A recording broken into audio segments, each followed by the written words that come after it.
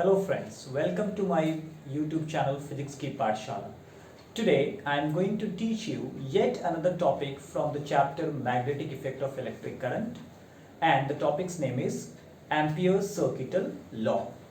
So first of all we will see the statement of the law and then I'll show you how to prove this law.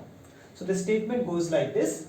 It states that the line integral of a magnetic induction B around any closed path in vacuum is equal to mu naught times the total current in the path.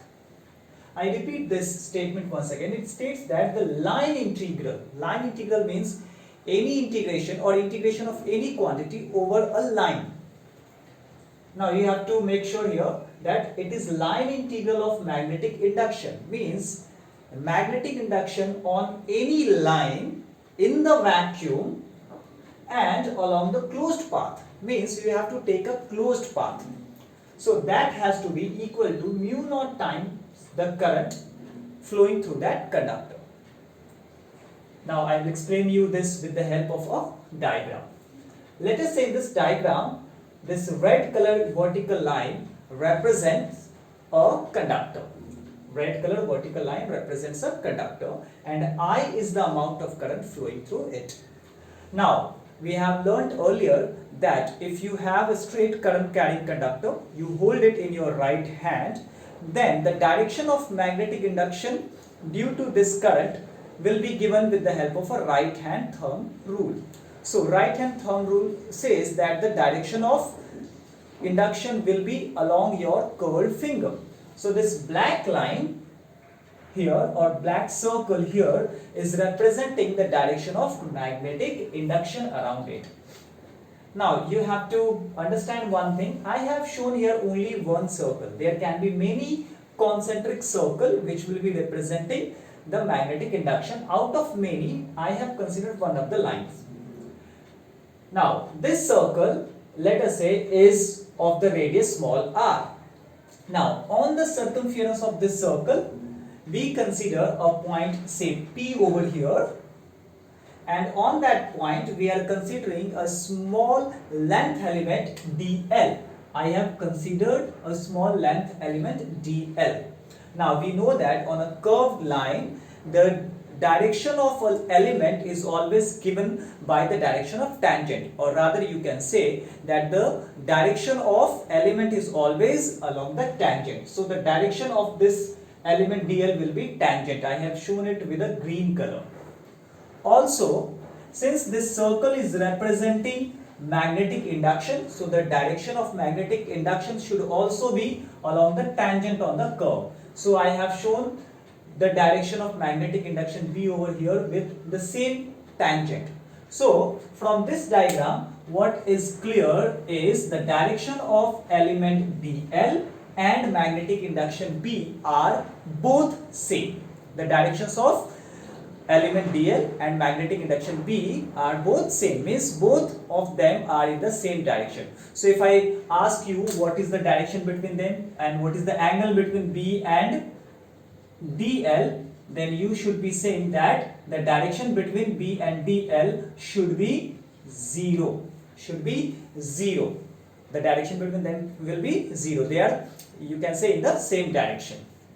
Alright. Now let us understand this statement. What it says. First I write this statement, I translate this statement in mathematical form. That is, it says that line integral, so line integral is labeled with this integration sign. Over a closed path it is saying, so you have to draw a closed path on the line. Now it is saying that integral of magnetic induction B, so you write over here B around a closed path, and since it is line integral, so you have to integrate over a line dl. Okay. Then it is saying that it is equal to mu naught time. What is mu naught? Mu naught we have learnt earlier, it is called the permeability of vacuum. So mu naught times the current in the path, say the current is I. So this is the mathematical translation of the statement, that line integral over the closed path of magnetic induction is equal to mu naught times the current. Now we have to prove it. So is very simple, it's not very difficult. So we'll now understand how we can prove this statement. So I am going to write over here the proof of this statement. Alright, so we consider this first, the left hand side. Consider, or rather we know that one thing we have learned in our previous classes. We know that the amount of B or the magnitude of B around a straight current carrying conductor at a point is given by, you know this formula, that mu naught I by 2 pi r. This formula we have seen earlier in our lectures, that the amount of or the magnitude of magnetic induction at a point around a straight current carrying conductor is given by this formula. B is equal to mu naught I upon 2 pi r, where I is the current flowing through the conductor, r is the distance of that point from the conductor. I call this as, say, equation number 1. Now we are going to consider the left hand side of the above equation. So now consider integral B dot dl. Now we see B and dl both are vectors and there is a dot product here. So dot product of two vectors is given by, how we write the dot product. Say for example you have vectors A and B, then you write the dot product as AB cos theta. So here your A is B and B is dl. So I can write it like B dl cos theta. Now what is theta? Theta is the angle between B and dl. I will write here theta is angle between what? Angle between vector B and vector dl. And how much is the value of it? And it is equal to 0. We have already seen over here. So if I put theta over here as 0, then cos 0 you know will become 1. So this will be only B dl. So you will have integral B dot dl is equal to what?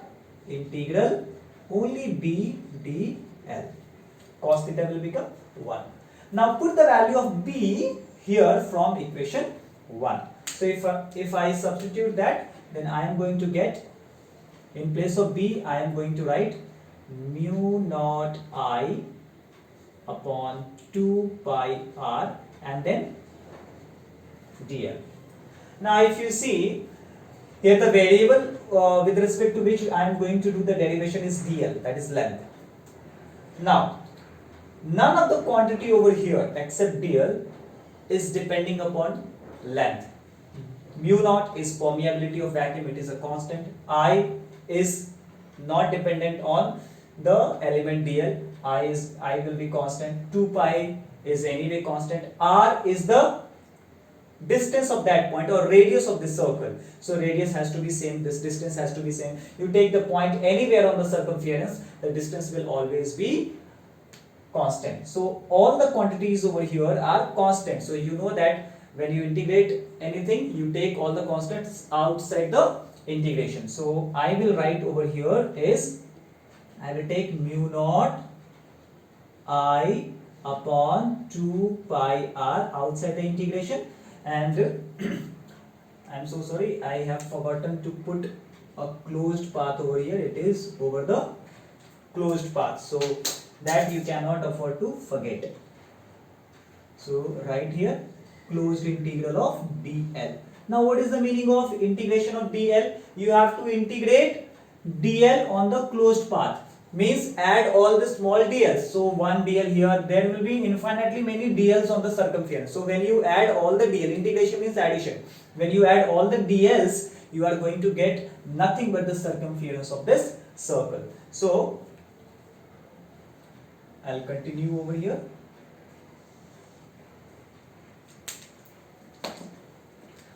So what I will get is, your left hand side was closed integral B dot dl, with the vector signs, and over here mu naught I by 2 pi r was outside, and when you are going to integrate, you are going to get nothing but the circumference, and circumference is 2 pi r. So now you see numerator and denominators are same, so you cancel 2 pi r and 2 pi r, and you are left with what?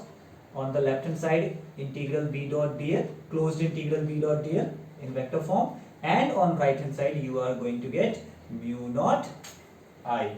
So this is what you were needing as per the statement. So you see, you have got the proof of this statement, so you will write over here hence proof. So this is how you have proved Ampere's circuital law. So this was the statement and proof of Ampere's circuital law. There are many applications that this law has, and those applications we will learn in next class. I hope you have understood this. So please do not forget to like, subscribe and share this video with others. Till then, take care of yourself. Have a good time.